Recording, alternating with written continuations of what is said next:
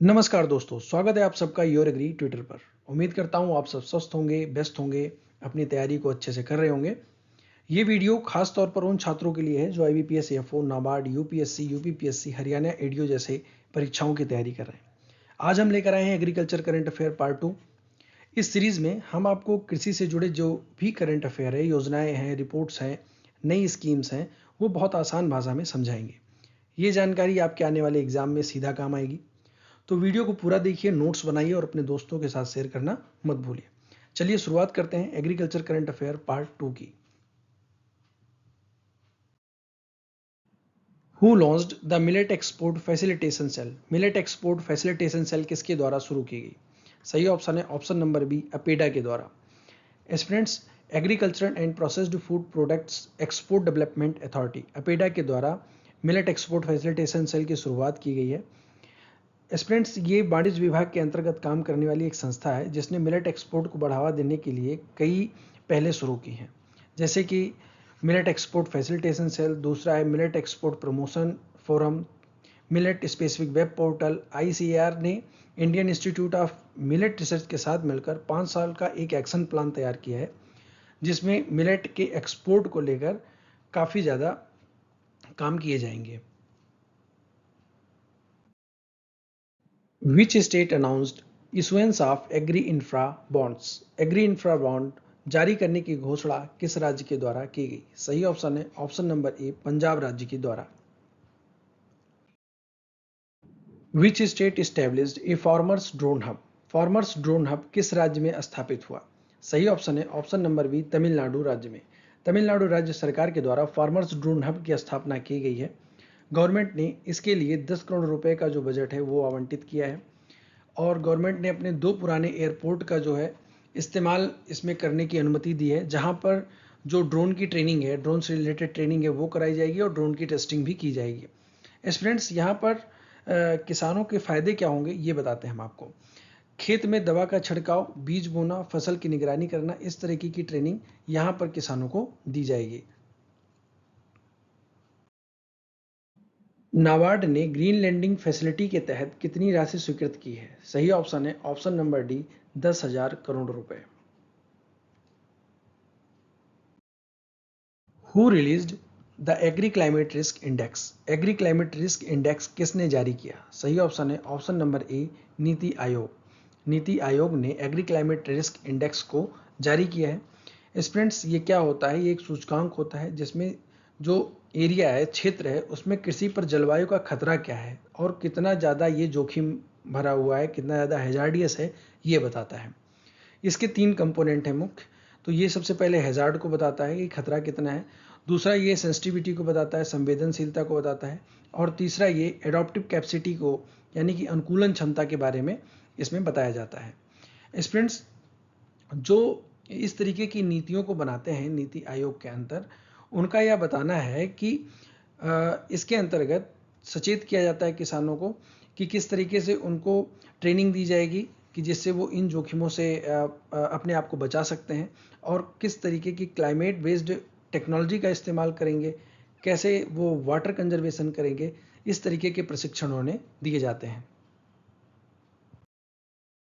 विच state announced ए smart irrigation grid?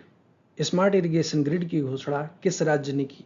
सही option है option number C, Telangana राज्य ने।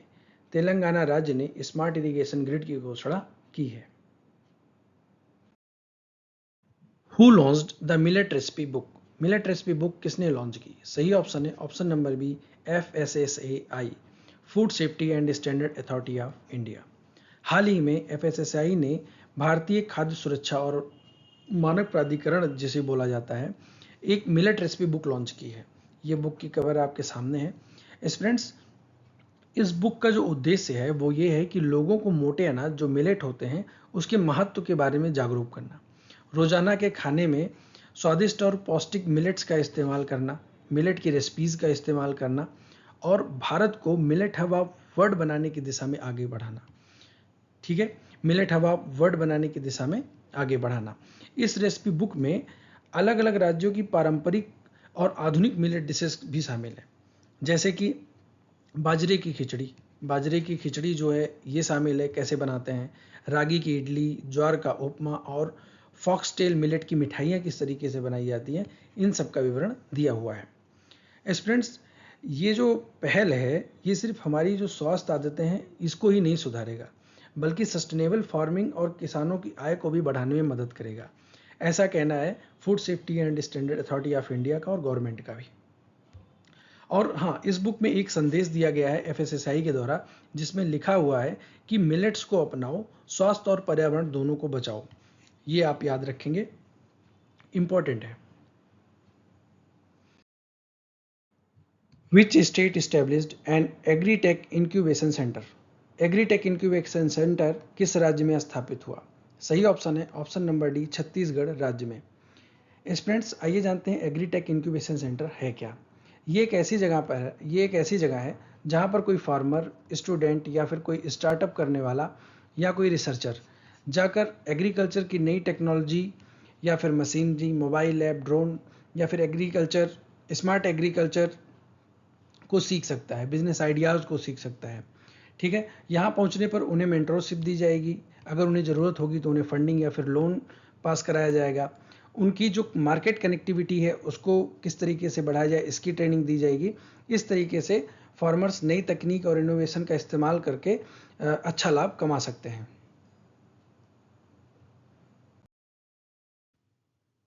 विच state announced an agri export corridor? Agri export corridor की घोषणा किस राज्य ने की? सही ऑप्शन है ऑप्शन नंबर ए, गुजरात राज्य ने। गुजरात राज्य में एग्री एक्सपोर्ट कॉरिडोर की घोषणा की गई। स्टूडेंट्स, इसका उद्देश्य है कि जो रीजनल प्रोडक्शन है और एक्सपोर्ट है उसको बढ़ावा देना।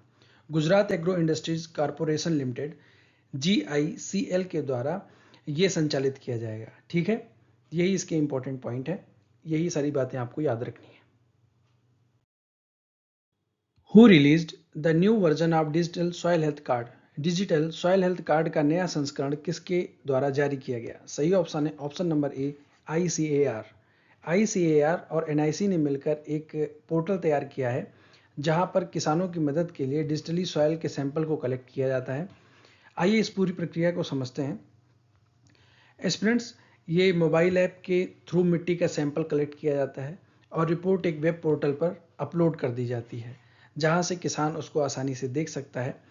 इसमें एक GIS मैप नक्शा होता है, इससे यह पता चलता है कि मिट्टी कहाँ से कलेक्ट की गई है, जो नमूना है, सैंपल है, वो कहाँ से लिया गया है।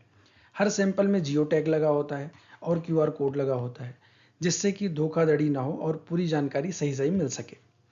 इससे किसानों को फ़ायदा क्या होगा? किसानों को फ़ायदा ये होगा कि ये पूरी प्रक्रिया बहुत तेज़ और पारदर्शी हो जाती है और मिट्टी की सही जानकारी मिलने से किसान को यह पता चल जाता है कि कौन सी फसल और कितनी खाद सही मात्रा में हम अपने खेत में डाल सकते हैं। Who launched the millet genome mapping project? Millet genome mapping परियोजना किसने शुरू की? सही ऑप्शन है option number B, ICAR। ICAR के द्वारा मिलेट जीनोम मैपिंग परियोजना की शुरुआत की गई। स्टूडेंट्स, आइए समझते हैं ये है क्या।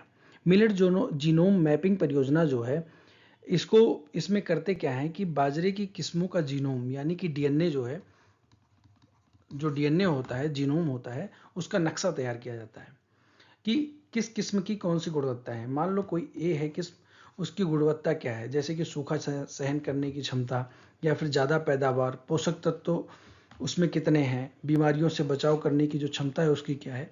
इन सब चीज़ों की मैपिंग की जाती है। इसका फ़ायदा ये होता है कि जो वैज्ञानिक हैं वो जानकारियों का उपयोग करके एक बेहतर किस्म तैयार करते हैं, जिससे किसानों को कम खर्च में ज़्यादा उपज जो है मिल सके। स्टूडेंट्स, उम्मीद करता हूँ आज आपने कुछ नया सीखा होगा। वीडियो की PDF के लिए डिस्क्रिप्शन बॉक्स में लिंक है टेलीग्राम ग्रुप की, उसको आप हिट करके ज्वाइन कर सकते हैं और वहाँ पर आपको PDF मिल जाएगी। चलिए मिलते हैं नेक्स्ट वीडियो में। Thank you for watching. God bless you all.